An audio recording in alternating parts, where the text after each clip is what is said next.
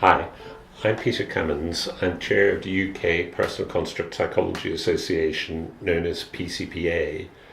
In this video, which is the fourth in a series of videos that PCPA is producing, we're going to show you another form of qualitative grid which has been developed by Professor Harry Procter. I'm really pleased that Harry Procter is here to tell us about this grid. Okay, well, let me start off just giving a little bit of an overview of the kind of qualitative grids that I've been working on and developing.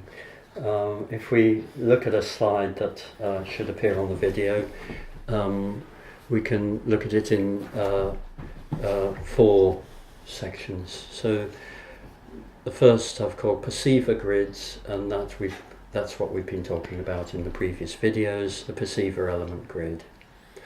I also mentioned briefly that one could do it on the community of selves, so that you could think about how different selves that you have, as it were, or roles, if you like.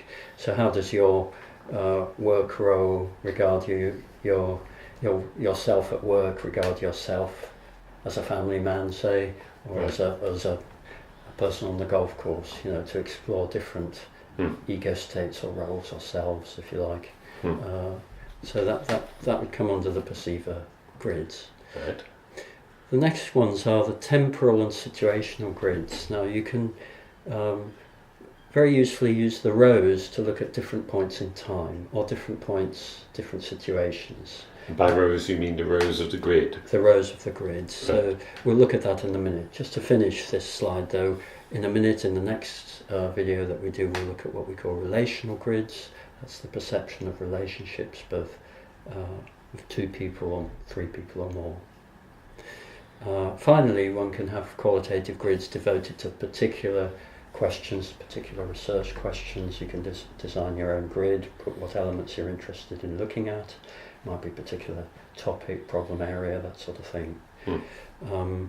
I've developed two sorts of ones that I mentioned there on the slide.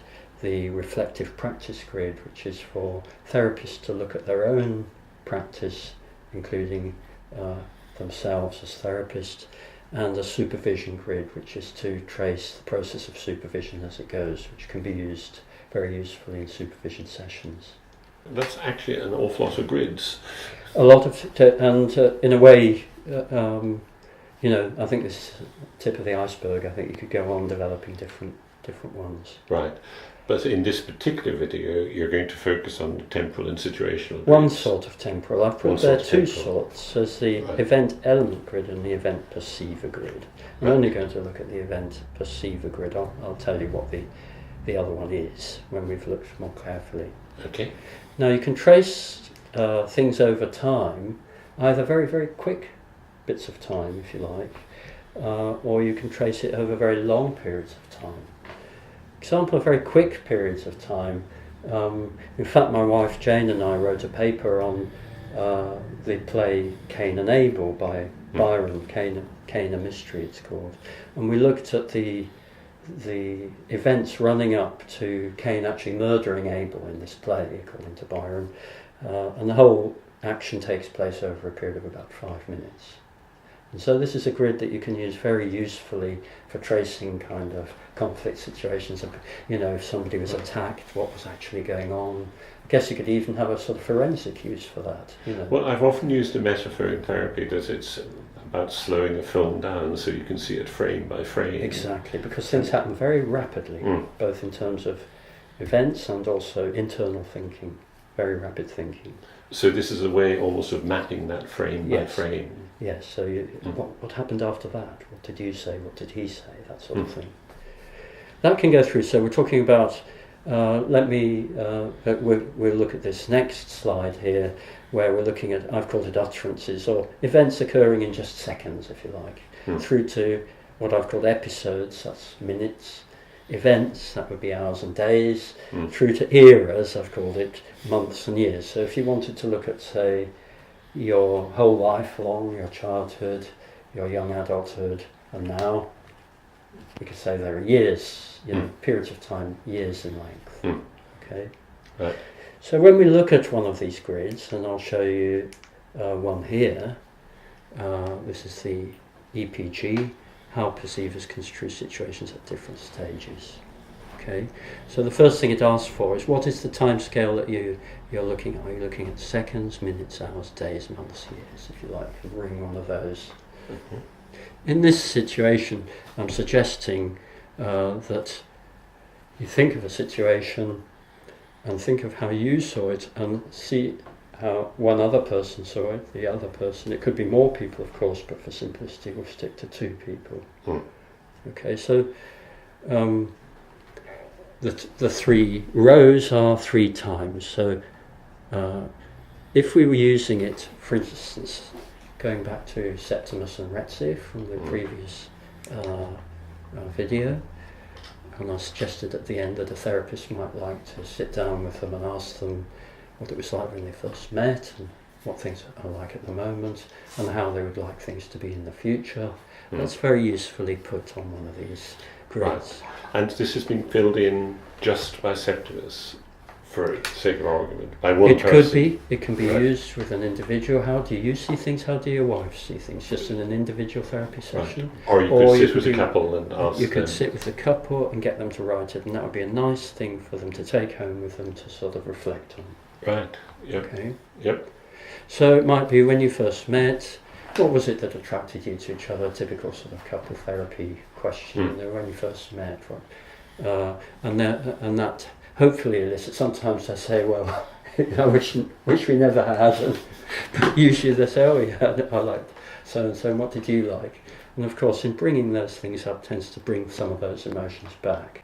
Just a final point about using this grid with a couple. I mean, you might hand them the couple and get them to write it in. Right. Or more likely as an interview, I used to sort of write very openly so that they can see what I'm writing, and I'd show them, you know. So you would have the grid in front of you and be filling it in. Yes. Yeah. Yeah. So you know, obviously that depends on what feels right with particular people. So just wanted to make that point that, you know, you can either give them paper or you can write it yourself. And would you then give them a copy of it to go home with? Or? If that seemed a good idea, yeah. Right. Yeah. Okay. Yeah. Okay, so let's just move on to this exercise. If you draw up the grid as you see it, so it's basically, in this case, you're choosing 3 time periods. It could be a couple, it could be more, but for the purposes of this, choose 3 time periods, and then choose 2 people who are perceivers, as it says above. Right. So that would be, let's say yourself and some other person in a situation. Okay, and then if you haven't already chosen the time scale, if it was very long periods of time, like we did with Septimus and Retzi, when you first met now, and in the future we're talking about years. Right. It could be a very, very quick situation. We had an argument, me and my wife had an argument outside the supermarket, went on for about 5 minutes, and you know, it really seemed important to look carefully at that. Then you could trace it over, you know, the first minute, what was being said, how each saw the situation in the first minute, the second minute, and the third minute. Right. And again, to clarify, this is filled in by both people. Again, you've got that choice. So choice. if you're working with the 2 people, you can put their actual words in each column, or just in terms of the memory of one person. It's a very helpful thing to do to help a person clarify and get more objective somehow. You know, they tend to, when you carefully interview them, you find that they've missed certain chunks out, you know, that sort of thing. Right. So again and again, we come back to one of the huge values of qualitative grids, is this business of actually about summarising, demonstrating, and reflecting on what was happening in various situations and at various times. Yeah, that's right. Right. Okay. Good. I think that's that for this session. Okay. Yeah. Thank you.